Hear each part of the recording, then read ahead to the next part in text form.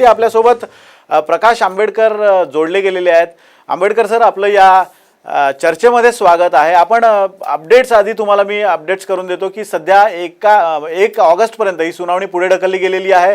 27 जुलैपर्यंत दोन्ही बाजूंना प्रतिज्ञापत्र सादर करण्याचे निर्देश सर्वोच्च न्यायालयाने दिलेले आहेत। मात्र काही कानपिचक्या सुद्धा दोन्ही बाजूंना दिलेल्या आहेत। पुढच्या वेळेला येताना नीट तयारी करून या अशा स्वरूपाचं वक्तव्य सुद्धा, अशा स्वरूपाचं निरीक्षण सुद्धा सर्वोच्च न्यायालयाने नोंदवलेलं आहे। एकूणच आज जी झालेली सुनावणी आणि त्यात मांडलेले मुद्दे, या सगळ्या मुद्द्यांकडे तुम्ही कसं बघता?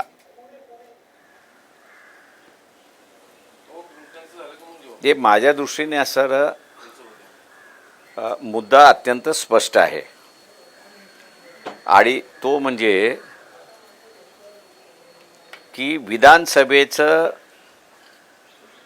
पक्ष आहे हा मेन पक्षाचा भाग आहे आणि हा मेन पक्षाचा भाग असल्यामुळे निर्णय घेण्याचे सगळे अधिकार इलेक्शन कमिशनकडे रजिस्टर्ड असणारं पॉलिटिकल पार्टी जे आहे त्याची जी सर्वोच्च कमिटी आहे तिचा आहे।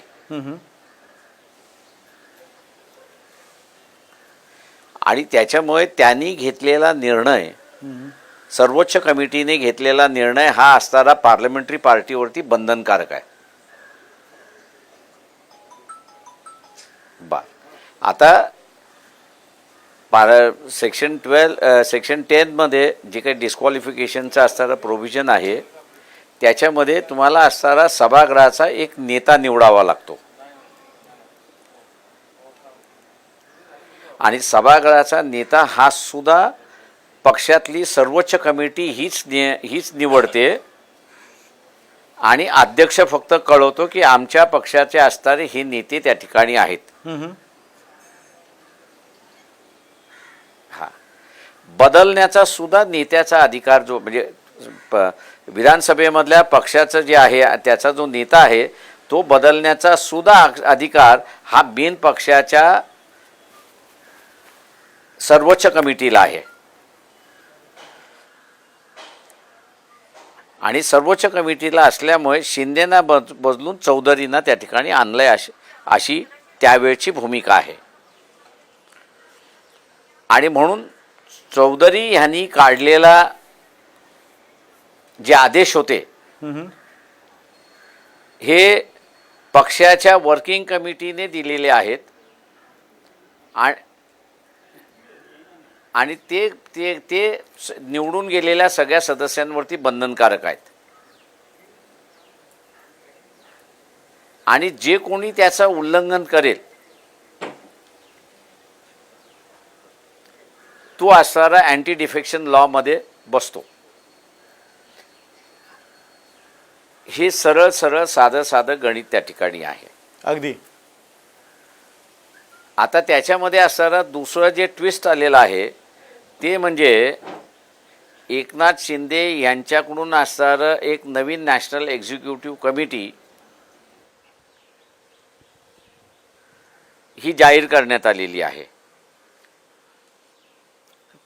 प्रश्न त्याच्यामध्ये असा आहे की जी जुनी कमिटी आहे त्या जुन्या कमिटीमधला ठराव झालेला आहे का, ही नवीन कमिटी आहे का, तर नाही।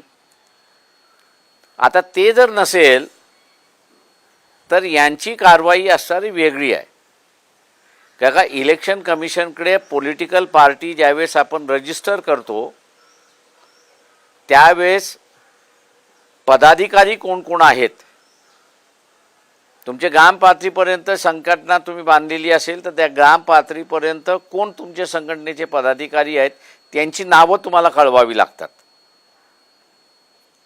आणि हा जो निर्णय आहे हा निर्णय त्याच कमिटीने घेतलेला आहे की नाही हा त्याच्यातला आहे।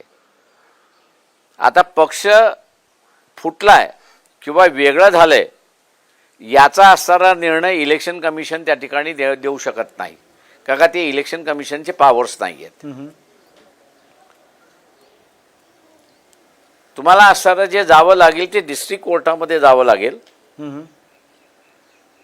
दिल्ली जे म्हणजे मुंबईमधलं जर हेड ऑफिस असेल तर सिटी सिव्हिल कोर्टामध्ये जावं लागेल आणि सिटी सिव्हिल कोर्टामध्ये जाऊन सिद्ध करावं लागेल की इलेक्शन कमिशनकडे ही नावं आहेत, रजिस्टर्ड आहेत, त्याच्यापैकी एवढी जणं असताना बाहेर पडलेली आहेत आणि त्याच्यामुळे पार्टीमध्ये स्प्लिट झाला आहे, हा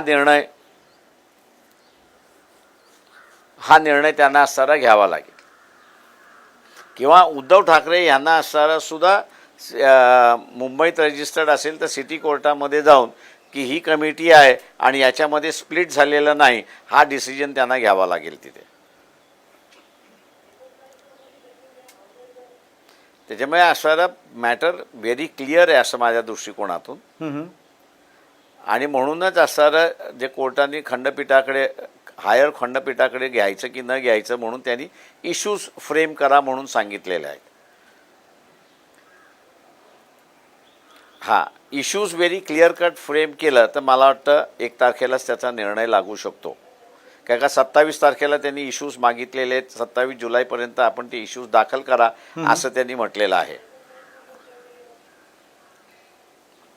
आणि म्हणून इश्यूज जर व्हेरी क्लिअर कट आणि क्रिस्टल जर मांडले तर 1 तारखेला त्याच्यावरती हिअरिंग होईल, निकाल होऊ शकतो. पण आणि इश्यूज फ्रेम करणं हेच जर किचकट केले तर मग ते कॉन्स्टिट्यूशन बेंचकडे सरकार आत्ताचा बेंच सरकू शकतं अशी परिस्थिती आहे. अगदी आंबेडकर सर, तुम्ही आत्ता हा जो मुद्दा मांडलेला आहे हाच मुद्दा घेऊन मी पुढे प्रश्न माझा असा आहे की आत्तापर्यंत जर पाहिलं तर शिवसेनेने 4 ते 5 याचिका दाखल केलेल्या आहेत, प्रत्येक याचिकेत वेगळी प्रे केलेली आहे, त्यामुळे मुद्द्यांची गुंतागुंत झालेली आहे. अशा वेळेला आत्ता कोणत्या मुद्द्यांना शिवसेनेनं प्राधान्य दिलं पाहिजे? आणि तुम्ही आत्ता जो मुद्दा म्हणताय की इश्यूज क्रिस्टल क्लिअर केले पाहिजेत, कोणता मुद्दा शिवसेनेनं अगोदर मांडला पाहिजे जेणेकरून त्यांना कायदेशीर लढाईत त्याचा फायदा होईल? 16 जणांचं जे डिस्क्वालिफिकेशन आहे आणि त्याच्यावरती जे सुप्रीम कोर्टाने स्टे दिलेला आहे तो स्टे वेकेट करून स्पीकरला त्याचा निर्णय देण्याचा असणारा अधिकार त्यांनी द्यावा.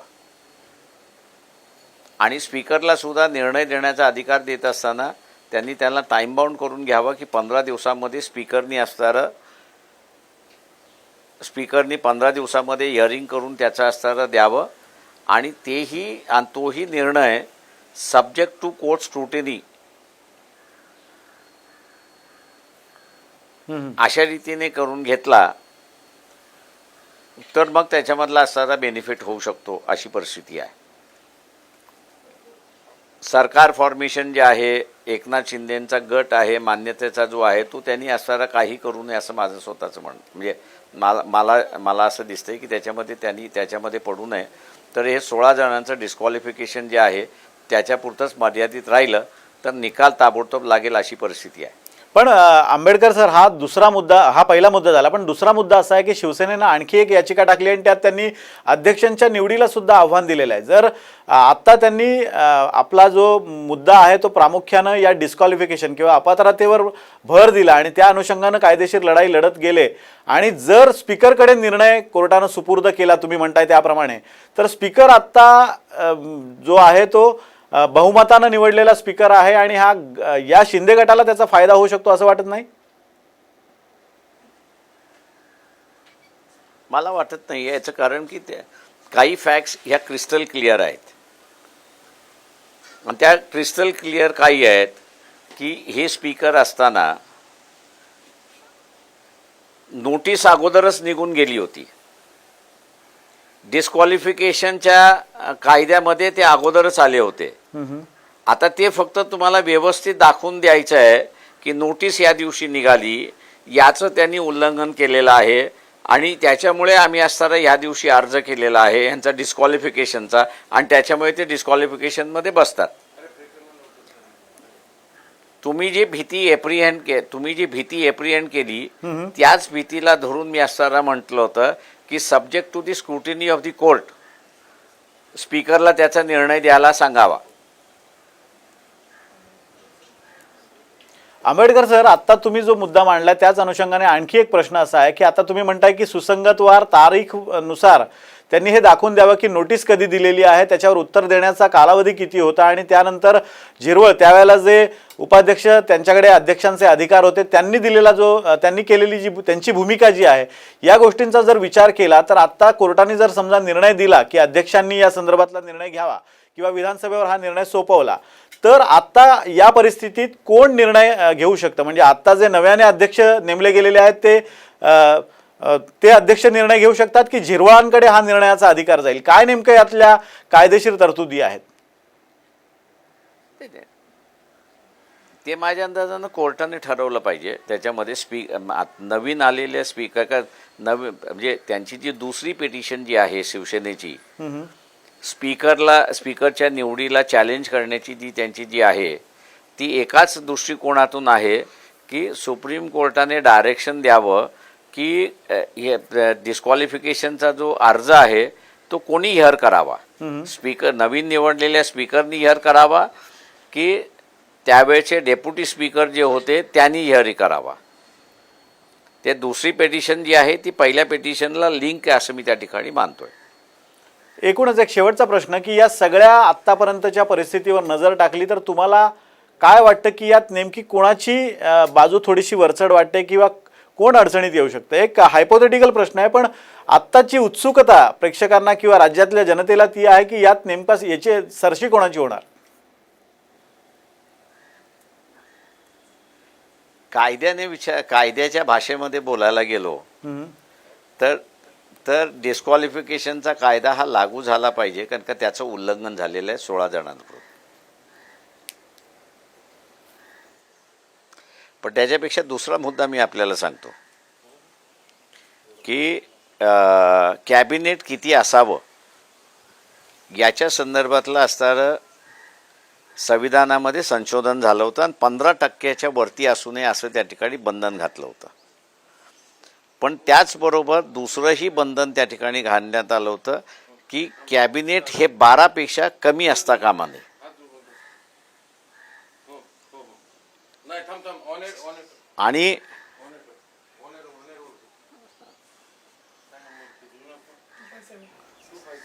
आणि 12पेक्षा कमी असता कामा नये. महाराष्ट्रामध्ये फक्त 2च कॅबिनेट मंत्री आहेत. आणि दुसरं गव्हर्नरनी असं आदेश काढलेले आहेत की जे बागी आहेत त्यांना मंत्रिमंडळामध्ये घेऊ नये. म्हणजे याचा अर्थ की हे BJPचं गव्हर्नमेंट फॉर्म होतंय अशी परिस्थिती आहे. अगदी आंबेडकर सर, या एकूणच सगळ्या विश्लेषणाबद्दल धन्यवाद. आपण पाहतोय की प्रकाश आंबेडकर यांनी या सगळ्यावर परखड विश्लेषण केलेलं आहे. न्यायालयानं 1 ऑगस्टपर्यंत ही सुनावणी आता पुढे ढकललेली आहे. 27 जुलैपर्यंत दोन्ही बाजूंना आपले प्रतिज्ञापत्र सादर करण्याचे निर्देश सर्वोच्च न्यायालयानं दिलेले आहेत. त्यामुळे यावर आता सुनावणी 10 दिवसांनी पुढे ढकललेली आहे. प्रकाश आंबेडकर यांनी जे मुद्दे मांडलेले आहेत त्या अनुषंगानं काहीशी बाजू वरचढ ही शिवसेनेची दिसते, कारण सेना नेत्यांचा पक्षप्रमुखांचा निर्णय हा संसदीय पक्षावर बंधनकारक आहे असा त्यांचा दावा आहे. त्यामुळे उद्धव ठाकरेंनी जो निर्णय घेतला आहे तो संसदीय पक्षाच्या नेत्यावर बंधनकारक असल्याचं त्यांचं म्हणणं आहे.